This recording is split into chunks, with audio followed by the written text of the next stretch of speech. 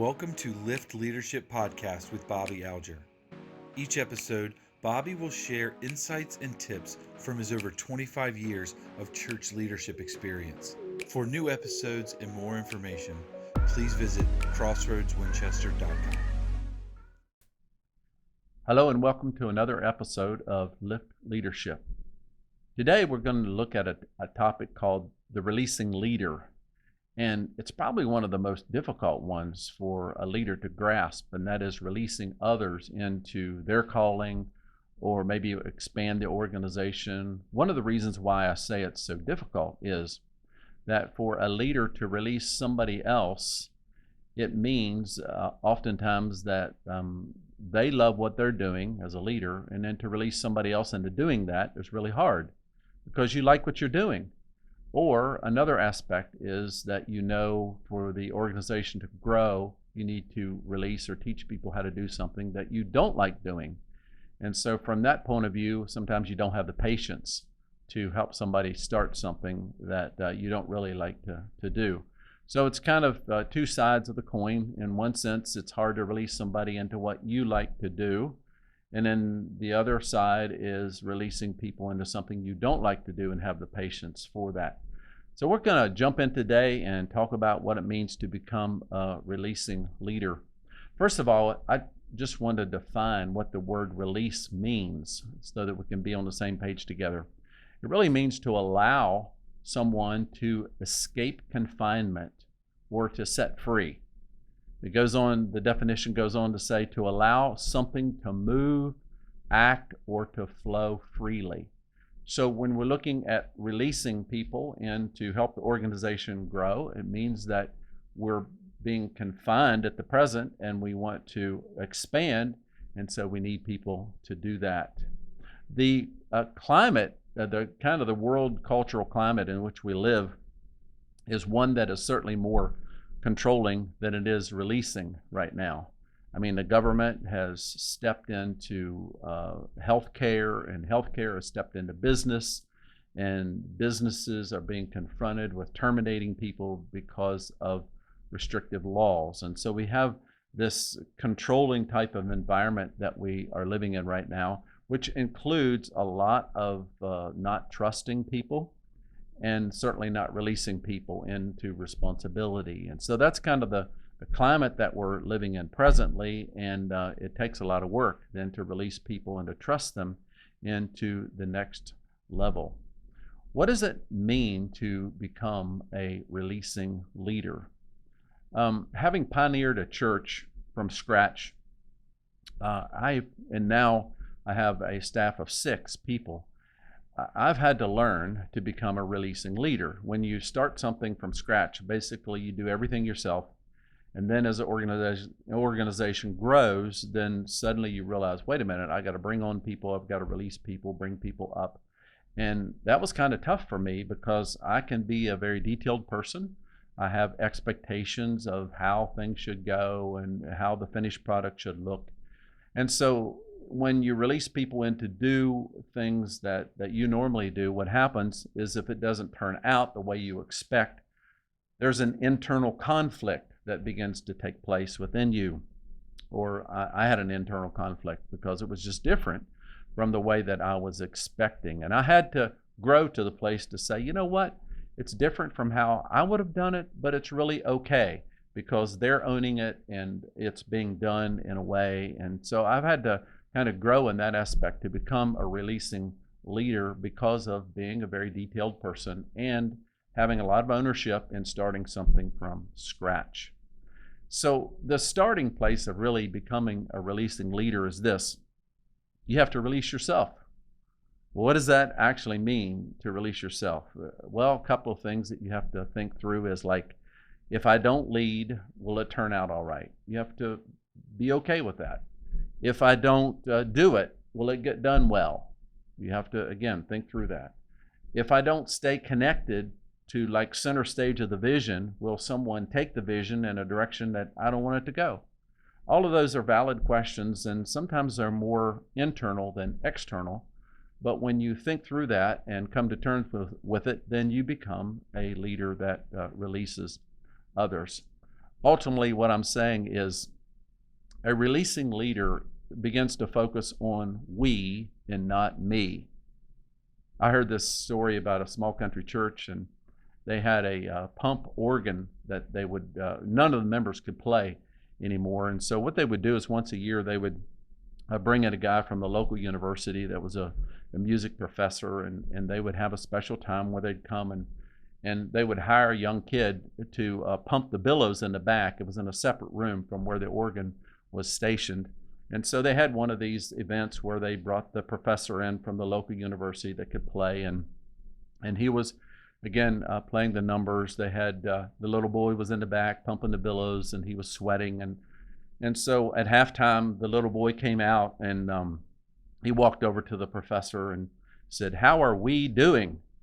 And the professor said, "We? What do you mean we? I'm the one that's playing. I'm the one that's playing. I've studied music for years. I've practiced for hours, and you're just the one pumping the air."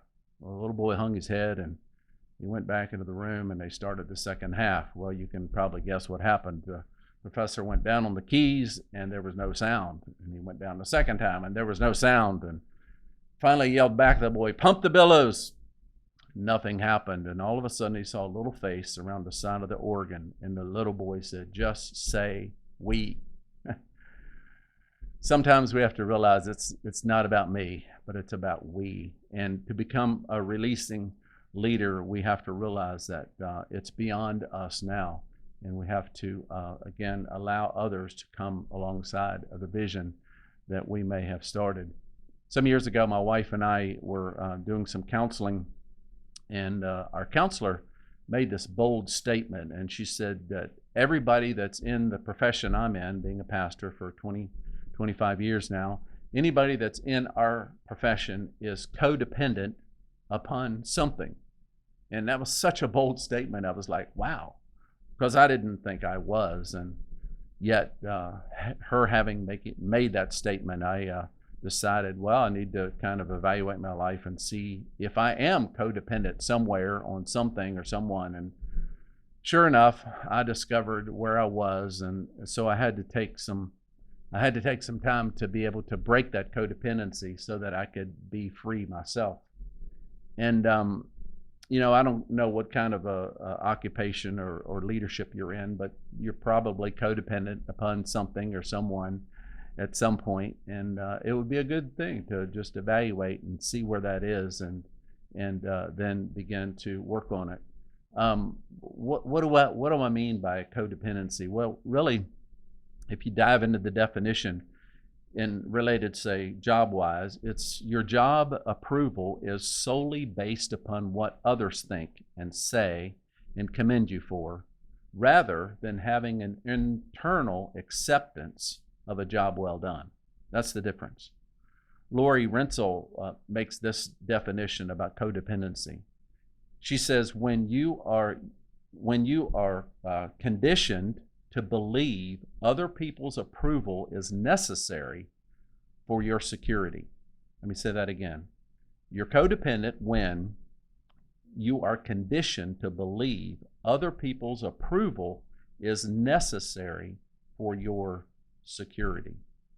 When you look at it that way, we're probably all guilty at some point along the way of being tied to the thing that we love, that then we don't release others and expand the ministry because of that codependency that's in place. Well, how do we break free of that? I want to give you just a few things of what I would call a summary of releasing ourselves so that we can release others. First of all, we have to be in touch with our own ego. That is, other people doing what we love, or maybe helping other people get started in something that we don't love. And that all has to do with our ego that we have to get over and decide that we're going to grow by releasing others.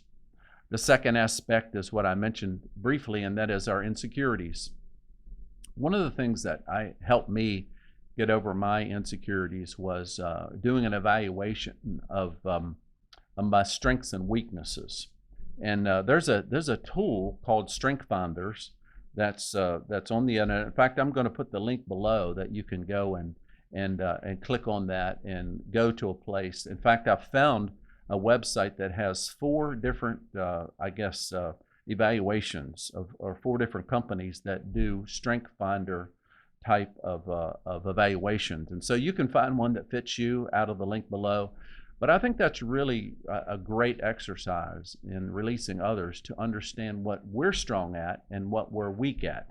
And then we can find people to come around our weaknesses and then because they have strengths in that area and help us get over our insecurities. Here's another aspect about the fact that we might not release others is just complicated systems. Normally people, they're not going to fight through bureaucracy to step into something new. Now this can happen in any kind of organization, but particularly in a church setting or maybe a volunteer organization, there can be a lot of bureaucracy that builds up over time. And we just have to stop and evaluate it.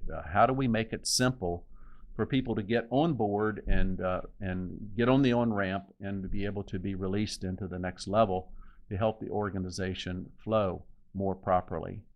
And so complicated systems, again, can stop us from releasing others.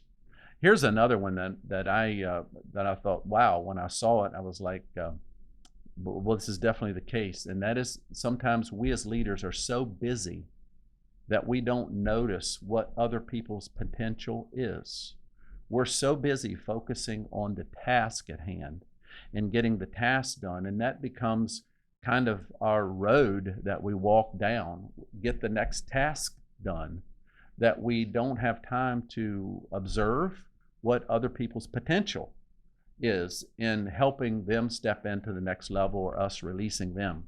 So busyness seems to keep us focused on more of the task side of what we're doing rather than the people side of what we're doing, and encouraging people to step in and take hold of what they would desire. So now that we're ready to release others, how do we start? How do we start in releasing others into what they've been called to do, or maybe help share the responsibility of the organization that we're in? There's a verse in the Bible that comes out of the book of Romans.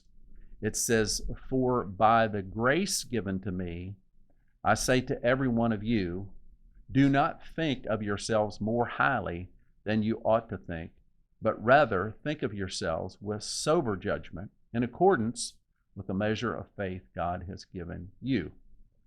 What that verse tells me is that I need to think with sober judgment or real evaluations. It says, don't think of myself higher than I should, maybe out of my ego or out of what I enjoy doing, but rather think with sober judgment what needs to be done. Now, most of the time, people think of themselves more lowly of themselves than more highly of themselves. That's just kind of human nature, that we think less of ourselves than more. But this quote here pulls out that we should get into a place of evaluating what actually is. And in order to do that, sometimes we need outside help or outside tools to get a grasp of where we are actually at. But how do we begin to, again, identify people that we could release into the next level of our organization? Well, there's 3 things that I want to point out. And I'll just name the 3, and then we'll look at each one in more detail. First of all is, what do they want to do? And that can come through an interview or a conversation. What do they want to do? The next one is, listen to what issues they bring up in wherever they are already involved. And the third one is, watch how effortlessly they get things done. Now let's walk into those 3 to really identify the potential in people. What do they want to do? When someone expresses interest in a certain area, pay attention to that.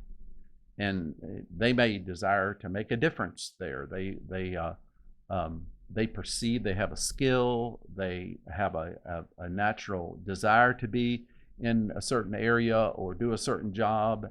And so, again, that can happen through an interview, that can happen through a conversation. Just ask them, if you could do anything, what would you like to do? Now, the second thing is to listen to what they bring up. I've noticed that people make suggestions. They even suggest improvements or alternative ways to do things. Sometimes it even comes across a little critical. But what's really happening is they have a desire to be involved in that area that they are critiquing.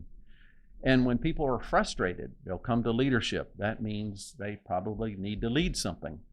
And if you suggest to certain people that maybe they need to lead and they back off of that, then probably they're more of a support person than they are a point person. But again, you have to figure that out in conversation. My point is this, is listen to what people, what kind of issues they bring up. And as a result of that, you can see where their potential is and where you might place them to release them into your organization.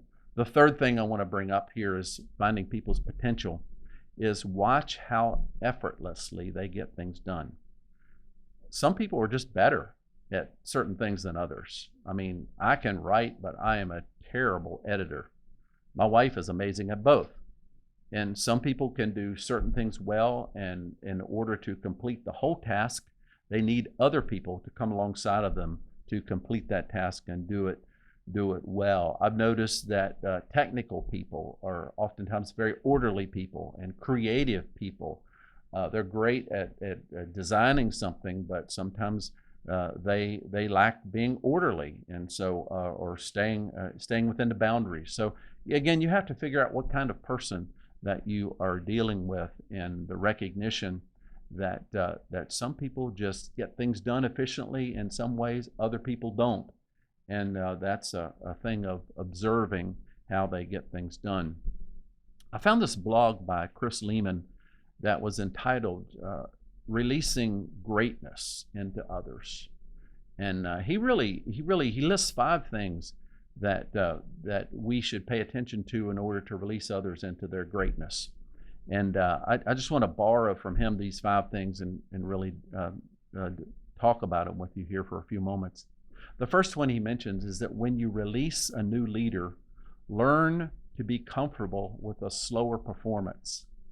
I thought, wow, that's so true, because we're used to doing something and we're doing it very efficiently. We're kind of like this well-oiled machine, and we get it done well.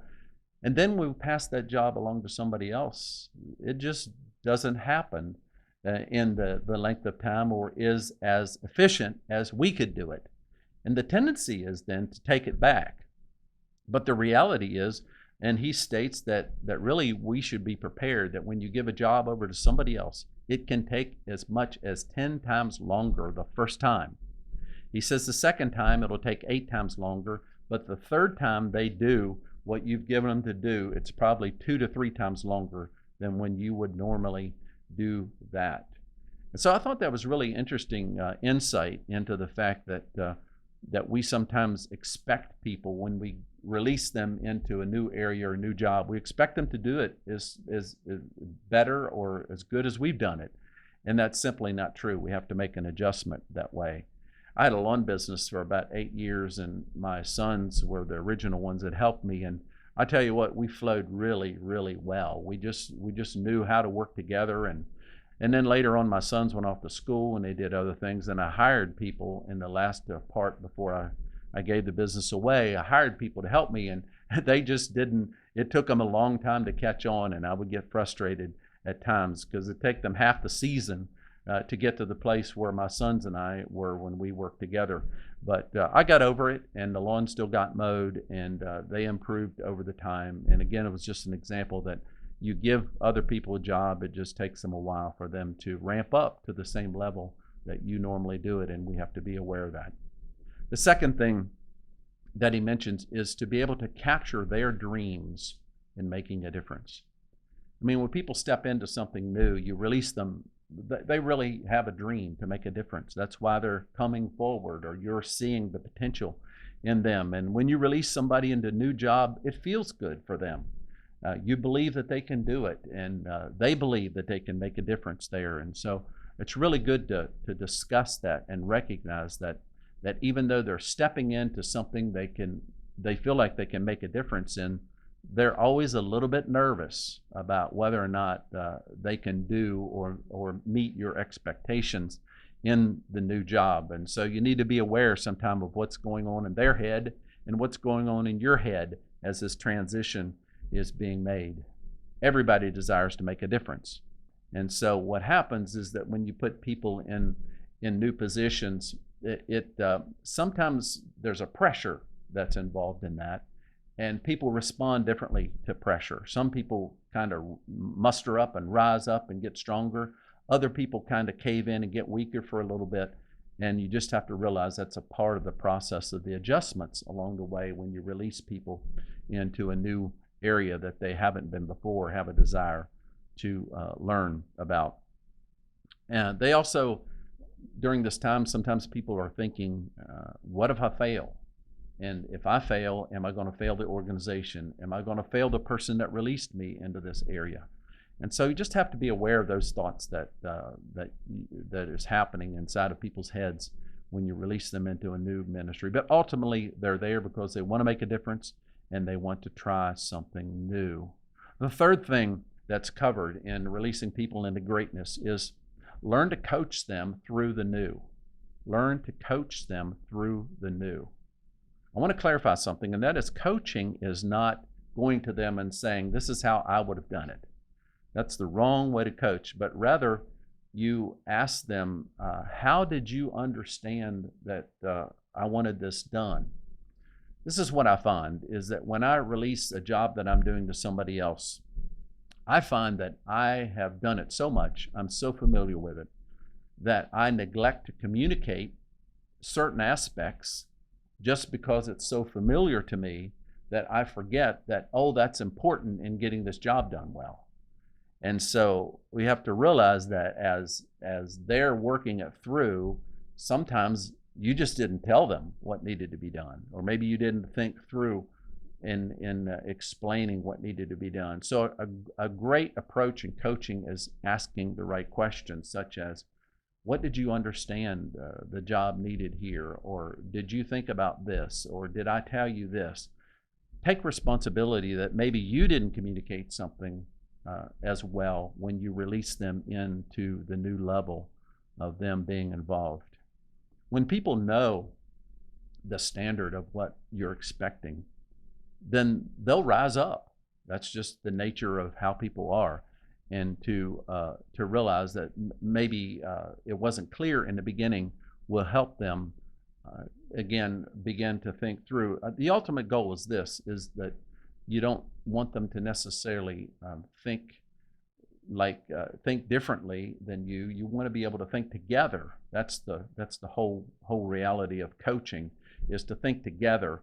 We do think differently about different ways to approach certain problems or certain jobs. That's a given because we're all different people. But we really do want to learn and coach that we can think together, and as a result, it will be a greater impact in the outcome. The fourth thing that is brought up here in releasing greatness is remember to celebrate along the way. Most people enjoy celebrating as they're learning something. Now, very few people don't like celebrating because they're so challenge-oriented that they can't wait to conquer the next hill, so to speak. But most people like to celebrate along the way. They like a high-five moment that you, as the person releasing them, coming in, say, hey, job well done. And I think that's important to celebrate along the way, even though they're still in a learning process. And as you celebrate along the way, that takes the jitters out of what they're doing, and it begins to infuse within them confidence to continue moving forward in this new position that they've entered into.